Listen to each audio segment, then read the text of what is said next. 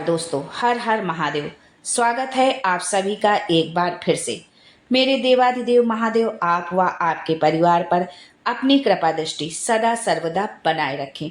दोस्तों, यदि आप अपनी लाइफ में नया कुछ सीखना चाहते हैं और हमारे चैनल पर पहली बार आए हैं तो चैनल को सब्सक्राइब करके बेल आइकन जरूर दबाइएगा। सबसे पहले तो हमारी सभी माताओं बहनों को हरतालिका तीज की बहुत ढेर सारी शुभकामनाएं। माता पार्वती भगवान भोलेनाथ जो है उनके सुहाग को जो है अटल रखे, उनके पति को लंबी उम्र दे, इसी कामना के साथ हम वीडियो को शुरू करते हैं। दोस्तों, कोई भी यदि हम व्रत उपवास करते हैं, कोई भी पूजा पाठ करते हैं, तो यदि उनके नियमों का पालन हम नहीं करते हैं तो हमें उसके पूर्ण फल की प्राप्ति नहीं होती है। उसी प्रकार यदि आपने हरतालिका तीज का व्रत रखा हुआ है और यदि आपने कथा पढ़ा नहीं है या सुना नहीं है तो ये हमारा व्रत जो है अधूरा रह जाता है।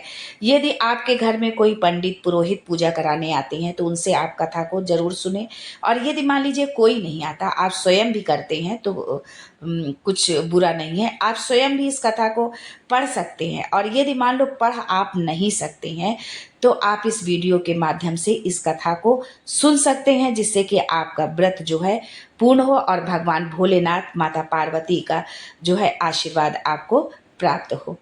तो कथा में आगे बढ़ने से पहले आपसे रिक्वेस्ट करती हूँ कि वीडियो को लाइक करिएगा, दोस्तों को शेयर कर दीजिएगा, और अगर आपने अभी तक चैनल को सब्सक्राइब नहीं किया है तो चैनल को सब्सक्राइब करके बेल आइकन जरूर दबाइएगा। एक बार भगवान शिव ने पार्वती जी को उनके पूर्व जन्म का स्मरण कराने के उद्देश्य से इस व्रत के महात्म्य की कथा कही थी। श्री भोले शंकर बोले, हे गौरी, पर्वतराज हिमालय पर स्थित गंगा के तट पर तुमने अपनी बाल्यावस्था में 12 वर्षों तक अधोमुखी होकर घोर तप किया था। इतनी अवधि तुमने अन्न न खाकर पेड़ों के सूखे पत्ते चबाकर व्यतीत किए। माघ की विकराल शीतलता में तुमने निरंतर जल में प्रवेश करके तप किया। वैशाख की जला देने वाली गर्मी में तुमने पंचाग्नि से शरीर को तपाया। श्रावण की मूसलाधार वर्षा में खुले आसमान के नीचे बिना अन्न जल ग्रहण किए समय व्यतीत किया। तुम्हारे पिता तुम्हारी कष्ट साधित तपस्या को देखकर बड़े दुखी होते थे, उन्हें बड़ा क्लेश होता था। तब एक दिन तुम्हारी तपस्या तथा पिता के क्लेश को देखकर नारद जी तुम्हारे घर पधारे। तुम्हारे पिता ने हृदय से अतिथि सत्कार करके उनके आने का कारण पूछा। नारद जी ने कहा, गिरिराज, मैं भगवान विष्णु के भेजने पर यहाँ उपस्थित हुआ हूँ। आपकी कन्या ने बड़ा कठोर तप किया है, इससे प्रसन्न होकर वे आपकी सुपुत्री से विवाह करना चाहते हैं। इस संदर्भ में आपकी राय जानना चाहता हूँ। नारद जी की बात सुनकर गिरिराज गदगद हो उठे। उनके तो जैसे सारे क्लेश ही दूर हो गए। प्रसन्नचित होकर वे बोले, श्रीमान, यदि स्वयं विष्णु मेरी कन्या का वरण करना चाहते हैं तो भला मुझे क्या आपत्ति हो सकती है? वे तो साक्षात ब्रह्म हैं। हे महर्षि, ये तो हर पिता की इच्छा होती है कि उसकी पुत्री सुख संपदा से युक्त पति के घर की लक्ष्मी बने। पिता की सार्थकता इसी में है कि पति के घर जाकर उसकी पुत्री पिता के घर से अधिक सुखी रहे। तुम्हारे पिता की स्वीकृति पाकर नारद जी विष्णु के पास गए और उनसे तुम्हारे ब्याह के निश्चित होने का समाचार सुनाया। मगर इस विवाह संबंध की बात जब तुम्हारे कान में पड़ी तो तुम्हारे दुख का ठिकाना न रहा।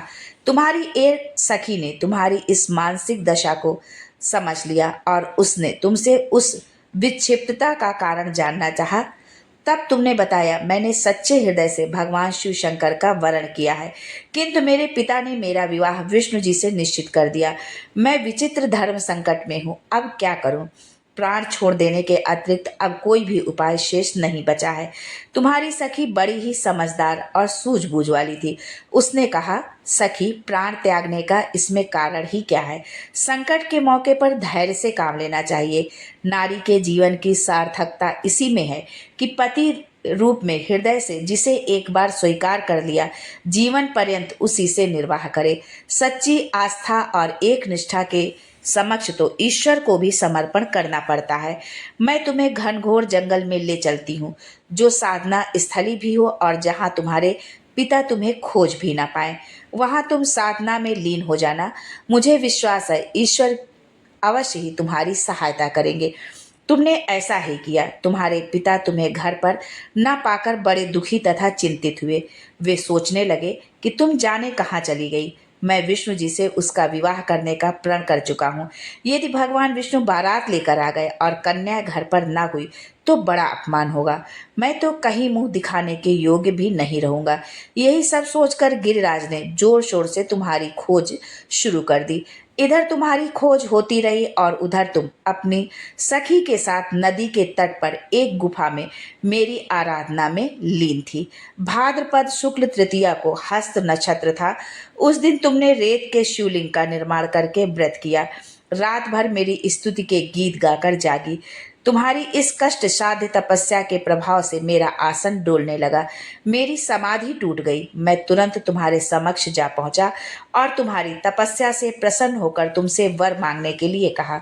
तब अपनी तपस्या के फलस्वरूप मुझे अपने समक्ष पाकर तुमने कहा, मैं हृदय से आपको पति के रूप में वरण कर चुकी हूँ।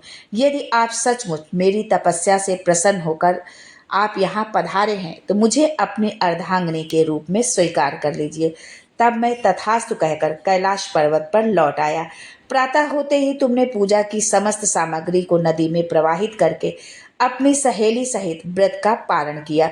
उसी समय अपने मित्र बंधु व दरबारियों सहित गिरिराज तुम्हें खोजते खोजते वहां आ पहुंचे और तुम्हारी इस कष्ट साध्य तपस्या का कारण तथा उद्देश्य पूछा। उस समय तुम्हारी दशा को देखकर गिरिराज अत्यधिक दुखी हुए और पीड़ा के कारण उनकी आंखों से आंसू उमड़ आए थे। तुमने उनके आंसू पोंछते हुए विनम्र स्वर में कहा, पिताजी, मैं अपने जीवन का अधिकांश समय कठोर तपस्या में बिताया है। मेरी इस तपस्या का उद्देश्य केवल यही था कि मैं महादेव को पति के रूप में पाना चाहती थी। आज मैं अपनी तपस्या की कसौटी पर खरी उतर चुकी हूँ। आप क्योंकि विष्णु से मेरा विवाह करने का निर्णय ले चुके थे, इसलिए मैं अपने आराध्य की खोज में घर छोड़कर चली आई। अब मैं आपके साथ इसी शर्त पर घर जाऊंगी कि आप मेरा विवाह विष्णु जी से न करके महादेव जी से करेंगे। गिरिराज मान गए और तुम्हें घर ले गए। कुछ समय के पश्चात शास्त्रोक्त विधि विधान पूर्वक उन्होंने हम दोनों को विवाह सूत्र में बांध दिया। हे पार्वती, भाद्रपद की शुक्ल तृतीया को तुमने मेरी आराधना करके जो व्रत किया था उसी के फलस्वरूप मेरा तुमसे विवाह हो सका। इसका महत्व ये है कि मैं इस व्रत को करने वाली कुंवारियों को मनोवांछित फल देता हूँ। इसलिए सौभाग्य की इच्छा करने वाली प्रत्येक युवती को ये व्रत पूरी एकनिष्ठा तथा आस्था से करना चाहिए। आज के लिए बस इतना ही। दोस्तों, मिलते हैं अगले वीडियो में एक नई जानकारी के साथ। तब तक के लिए हर हर महादेव, जय माँ Parvati and thanks for watching my video.